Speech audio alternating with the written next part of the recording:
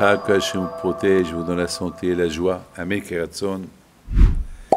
Dans quelques minutes après le cours, si Dieu veut, je vais aller présenter les condoléances à une famille qui ont perdu leur fille, leur petite fille, brûlée, le jour du Simchat Torah, à l'âge de 19 ans. Inimaginable. Avec cette histoire-là, elle me donne beaucoup de frissons. Et bien sûr, la question se pose. Le jour du Simchat Torah, on devait voir des milliers de personnes comme ça, assassinées, tuées sauvagement. Et c'est dur, c'est dur. Mais bon, Hachem qui a la Torah. Et la Torah, elle nous donne des forces à surmonter toutes ces épreuves-là. Le peuple juif, il est à l'habitude de vivre tout ça. C'est le prix. C'est le prix qu'on paye, mais sans se poser des questions, comme Avraham Abeno. D'ailleurs, on commence à parler d'Avraham Abeno. Avraham Abeno, alav shalom, il a eu toutes les épreuves du monde, et il les a surmontées avec force. Et c'est notre héritage, de surmonter avec force toutes les épreuves, et avoir la foi en Akadosh Baruch Hu, et de mettre au monde des enfants qui continuent à avoir cette foi en Akadosh Baruch Hu. Vous savez, on a la question qu'on se pose, mais pourquoi on doit se rappeler tout le temps de la destruction de Beth Amikdash? Quelle est la raison? Tout le temps, on doit pourquoi on ne tourne pas la page une fois pour toutes? Pourquoi il faut penser toujours à la destruction de Beth Amikdash? Quelle est la raison? Mes amis, c'est écrit, il faut pleurer chaque année. À Beth Amikdash, on doit pleurer, on doit pleurer. Pourquoi? Pourquoi on fait pas un stop? Ça y est, grâce à Dieu, on a Israël aujourd'hui, et grâce à Dieu, ça va. Pourquoi on doit se rappeler toujours de Beth Amikdash?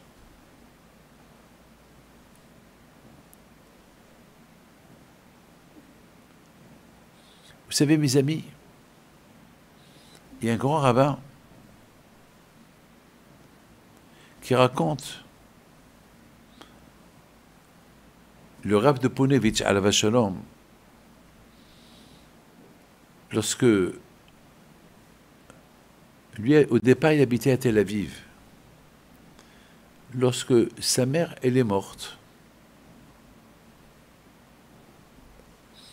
et le Rav de Ponevitch, il a fait un respect pour sa mère. Avant de l'enterrer, il a parlé sur sa mère, comme moi. Avant que j'ai enterré ma mère, j'ai parlé sur elle, j'ai parlé sur sa grandeur. Et je disais que je l'aimais, que je ne savais pas que j'aimais tant ma mère jusqu'à sa mort. Et j'ai même dit que j'aimais ma mère plus que mon père. Il y a beaucoup de gens après m'ont posé la question, comment tu as aimé plus ta mère que ton père? Je lui dis oui, parce que mon père, c'est mon père, mais si ma mère, elle aurait dit à mon père de ne pas m'envoyer à la yeshiva, mon père aurait été obligé de l'écouter. Parce que mon père, toujours, il faisait ce que ma mère, elle lui disait. Donc finalement, ma mère, c'était la patronne à la maison. Et d'ailleurs, c'était ma mère qui gardait l'argent, c'était elle. Mon père ne sortait pas de la maison, c'était ma mère qui faisait ce qu'elle voulait. Elle faisait le beau temps et le mauvais temps à la maison. Et mon père, il l'écoutait. Et lorsque mon père, il voulait m'envoyer à la yeshiva, moi et Rabbi Haïm, mon frère, ma mère, elle aurait pu dire non. Donc il n'y aura pas aujourd'hui ni Rabbi Haïm, mon frère, ni moi, ni ses enfants, ni mes enfants. On aurait été des gens, je ne sais pas, des travailleurs, des coiffeurs, je ne sais pas quoi. Je ne sais pas qu'est-ce qu'on aurait été, je ne sais pas. Donc notre histoire d'aujourd'hui, elle aurait changé complètement. Mais le fait que ma mère, elle s'est tue, elle a accepté que Rabbi Haïm va à la yeshiva, elle a accepté que moi je vais à la yeshiva, et aussi elle a accepté que mes autres frères, ils vont à la yeshiva. Alors, Baruch Hashem, l'histoire, elle a changé.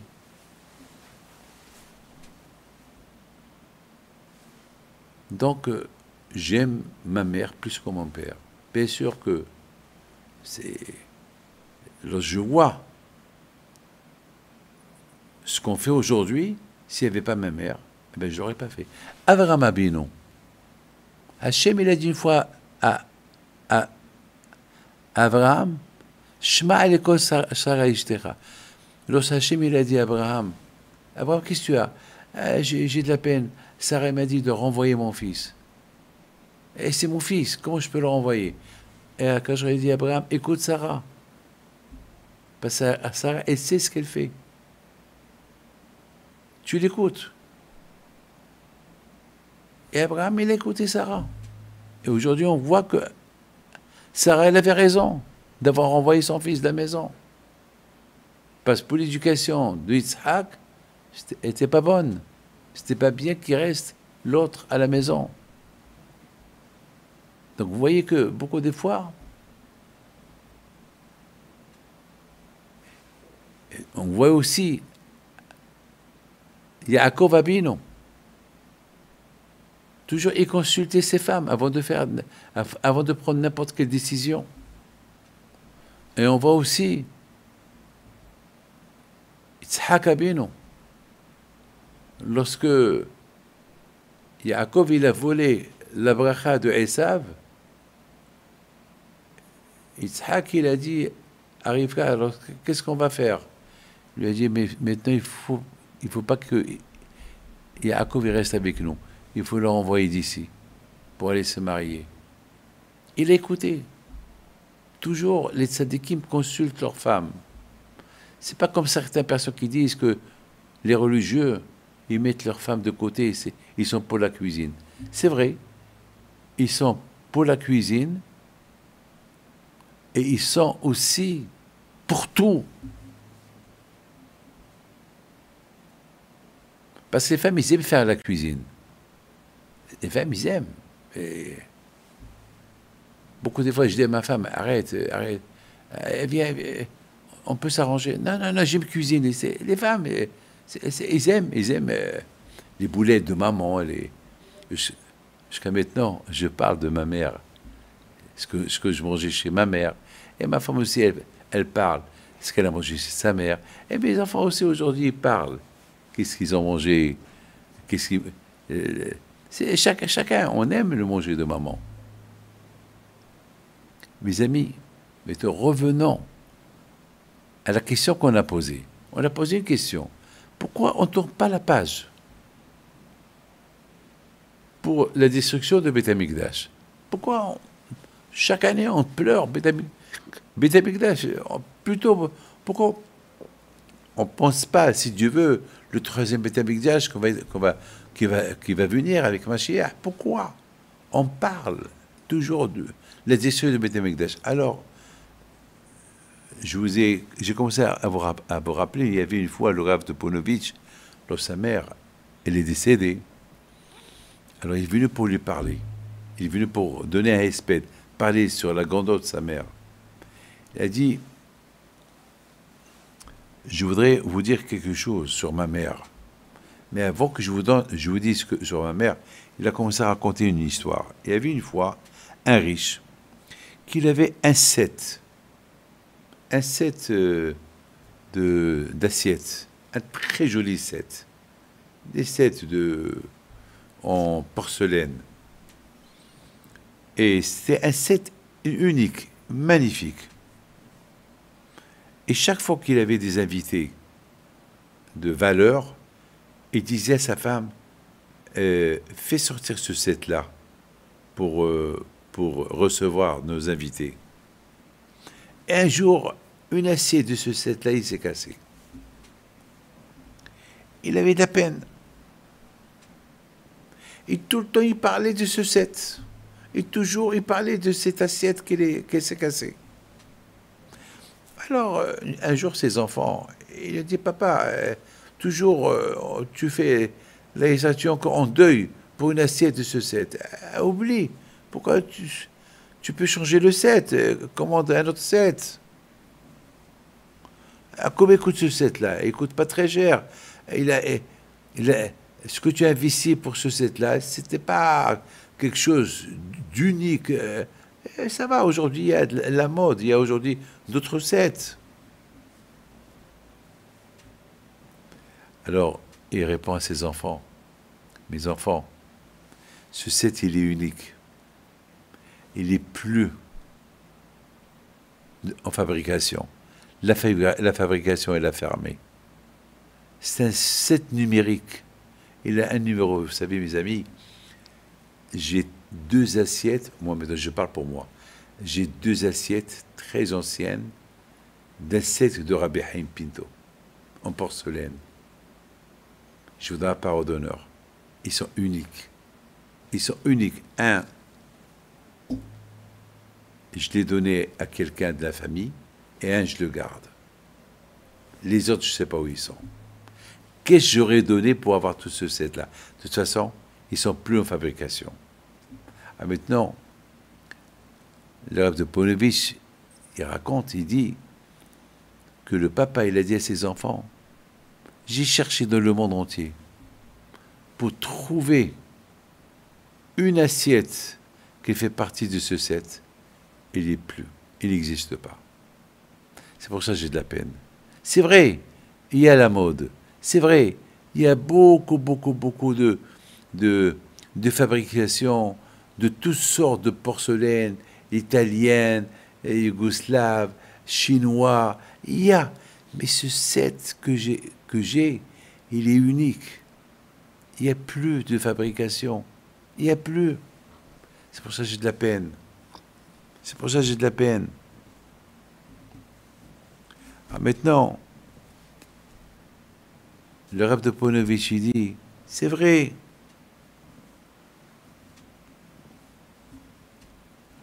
Ma mère, elle est unique. Pourquoi je pleure tant ma mère? Parce qu'il n'y a pas comme ma mère. Parce que ma mère, elle est unique. Et sa perte, c'est une perte éternelle. Sur ça, c'est dur pour moi de passer ailleurs.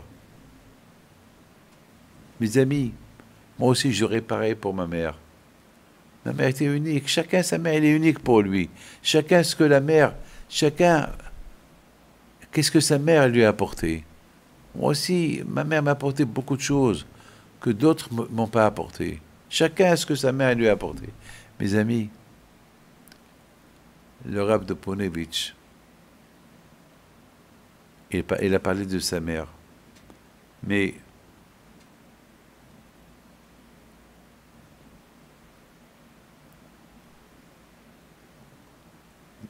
Harav Agon Rabbi Ben Zion Feldman Alav Shalom, il a dit, d'après cette histoire de Rav de Ponevezh, on comprend pour le Beit HaMikdash. Le Beit HaMikdash, depuis qu'il est parti, il a pris avec lui beaucoup de choses. On ne peut pas oublier.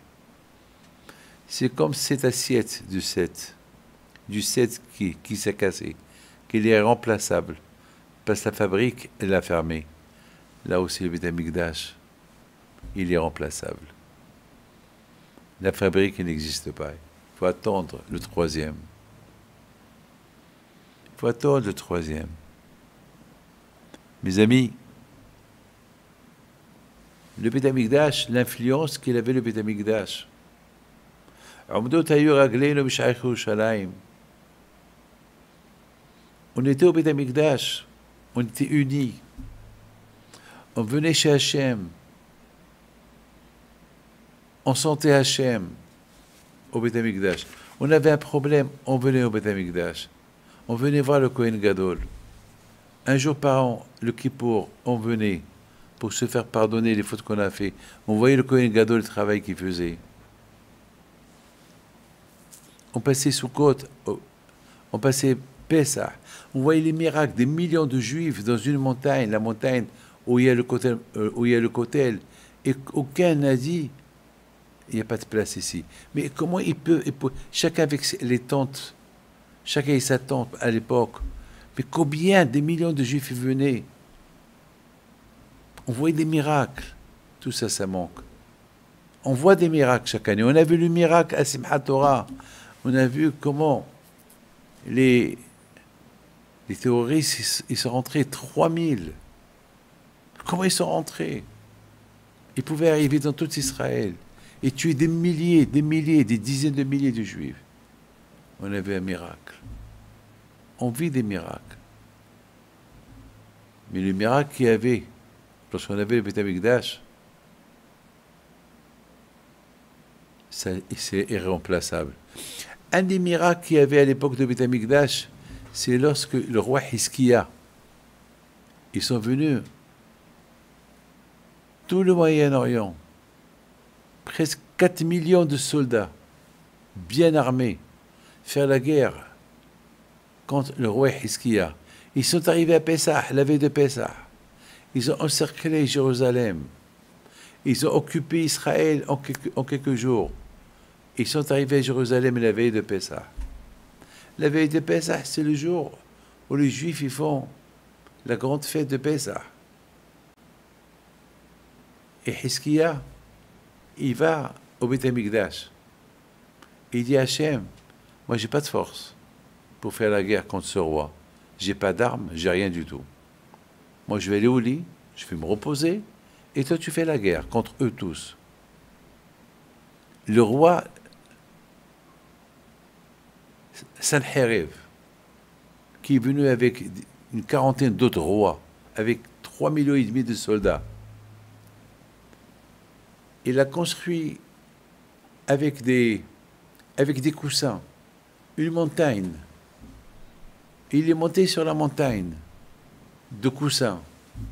Il regarde Jérusalem. Il a dit, demain, le jour de votre fête, je vais vous détruire et je vais détruire ce Dieu que vous vénérez.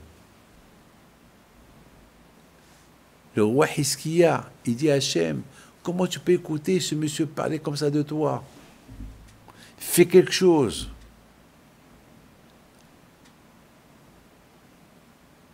Le prophète Ishaïa, il vient chez le roi, il lui dit, va au lit, rentre chez toi, fais ton sacrifice de Pessah, fais ton seder de Pessah, et je veux que tu lances,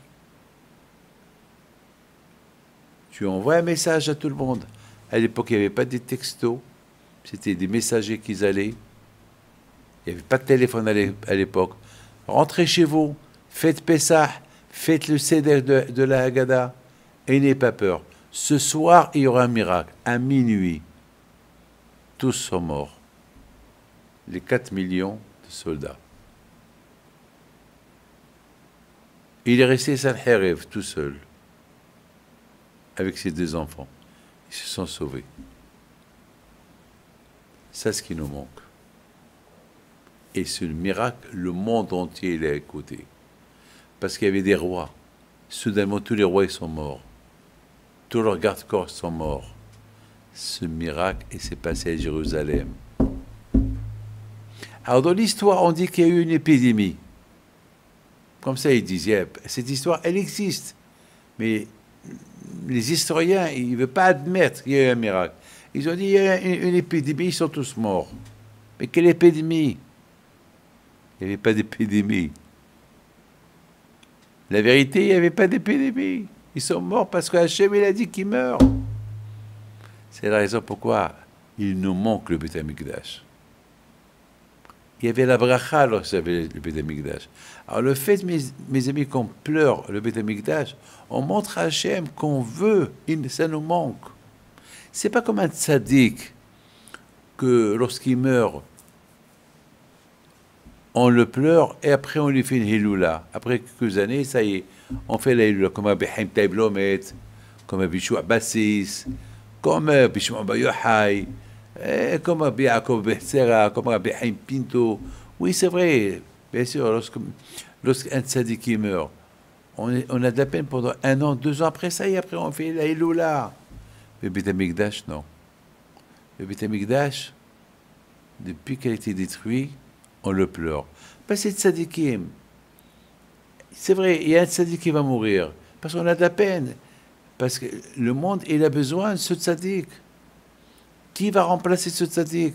Dans 30 ans, grâce à Dieu, il va avoir des tzadikim qui vont le remplacer. Alors ça y est, les tzadikim, un remplace l'autre. Et ce tzadik-là, ça y est, il prend sa place, on lui fait la Iloula, ça y est. Parce que maintenant, il est dans le ciel et il nous sauvait plus que lorsqu'il était vivant. Donc on lui fait la Iloula. Mais Beth Amikdash, non. On veut le troisième Beth Amikdash. Tant qu'il n'est pas construit le troisième Beth Amikdash, on sent le besoin de la destruction de Beth Amikdash. Et comment on sent le besoin de Beth Amikdash? Lorsqu'on pense à sa destruction. Le fait qu'on pense à sa destruction, alors Akadosh Baruch Hu voit le manque que Beth Amikdash, il nous manque parce qu'on le pleure, alors on rapproche sa venue de Mashiach, on rapproche la construction de Beth Amikdash. Mes amis, alors, cette semaine, on parle de la grandeur d'Abraham Abinu, alav shalom, la grandeur d'Abraham Abinu, que combien il était tzaddik, Abraham Abinu. Et Abraham Abinu, alav shalom, c'était pas n'importe qui. Le Beth Amikdash, à l'époque de Beth Amikdash, on voyait le bonheur qu'il apportait le Beth Amikdash, à sa destruction, le malheur qu'il apportait et le manque qui manque. Aujourd'hui, Baruch Hashem, Abraham Abinu, il ne manque pas. Parce qu'on vit Abraham Abinu, on vit Yitzhak, on vit Yaakov, on les vit tout le temps. Les tzadikim, on les vit tout le temps, on les vit. Mais le Beth Amikdash, on ne peut pas le vivre, il nous manque. Et Baruch Hashem qui a la Torah, Baruch Hashem Rabotai qui a Abraham, Yitzhak, Yaakov, qu'ils ont instauré les trois prières. Les trois prières, et ces trois prières, ils sont à la place des sacrifices qu'on faisait à l'époque de Beth Amikdash. Vous savez que j'avais le Beth Amikdash, il y avait des sacrifices. Aujourd'hui, il n'y a pas de sacrifices. Donc, parce qu'il n'y a pas de Beth Amikdash. Mais il y a les prières. Les prières qui remplacent le Beth Amikdash. Et le fait que les prières remplacent Beth Amikdash, alors c'est grâce à Abraham, Yitzhak et Yaakov. Donc, on vit chaque jour Abraham, Yitzhak et Yaakov. Le matin, c'est Shahrit, c'est Abraham Abinu. L'après-midi, c'est Yitzhak Abinu, c'est Minha. Le soir, c'est Yaakov Abinu. C'est Arbit. Et ainsi de suite pour les fêtes. Pesach, Sukkot, c'est grâce à Abraham, Yitzhak et Yaakov, toutes ces fêtes-là. Donc on vit Abraham, Yitzhak et Yaakov tout le temps. On vit le Beth Amikdash tout le temps, mais il nous manque le vrai Beth Amikdash. Ça, il nous manque. Le royaume d'Hachem, la maison du roi, c'est le Beth Amikdash. Il nous manque. On a Abraham, on a Yitzhak, on a Yaakov, on a la prière, on a tout, mais il nous manque le Beth Amikdash. Alors on pleure comme des bébés. Il me manque ça. C'est comme un bébé que tu lui donnes tout, mais tu lui donnes pas les bonbons. Tu lui donnes les vêtements, des belles vêtements, mais tout ça, par rapport aux bonbons, c'est wello. Tu lui donnes les diamants, mais il lui manque les bonbons. C'est les bonbons qu'il aime. Il aime tout ce qui est sur. Il veut les sucettes. Il veut le bonbon. Notre bonbon, c'est le Beth Amikdash. Il nous manque le bonbon. Il nous manque le Beth Amikdash. Il nous manque l'essentiel. Il nous manque le royaume d'Hachem. Il nous manque. Mes amis, avec tout ce qu'on a, avec tout ce qu'on voit, tous les miracles, tous les tzadikim, on voit. Mes amis, il est venu chez moi quelqu'un. Il pleure, parce que sa fille, elle a disparu pendant l'attentat là. Il ne sait pas, si elle est morte, si elle est vivante, si elle est kidnappée, il ne sait pas. Il m'a dit, il ne vit pas le pauvre, il est né, il est disparu, il ne sait pas. Il vient chez moi cette semaine avec un sourire. Bon, Hachem, on l'a trouvé. J'étais content. Ah, bon, Hachem, elle est vivante. Non, on l'a trouvé brûlé. Il m'a tué. C'est lui que je vais aller voir maintenant. Et tu souris. Oui, au moins, on l'a trouvée. Bien sûr, j'aurais souhaité qu'elle soit vivante, mais au moins on l'a trouvée. Mais toi, je peux faire Kaddish. Je peux lui faire Kaddish. Quelle émona, quelle émona. Mais toi, je peux la porter. Je peux l'enterrer. Quelle émona. Avec un sourire. Mes amis, que le bon Dieu vous protège et vous donne la santé, la joie, secours de Torah à la mémoire de ceux qui sont kidnappés, ceux qui sont morts et ceux qui sont disparus. Que on les retrouve. Amen, amen, amen.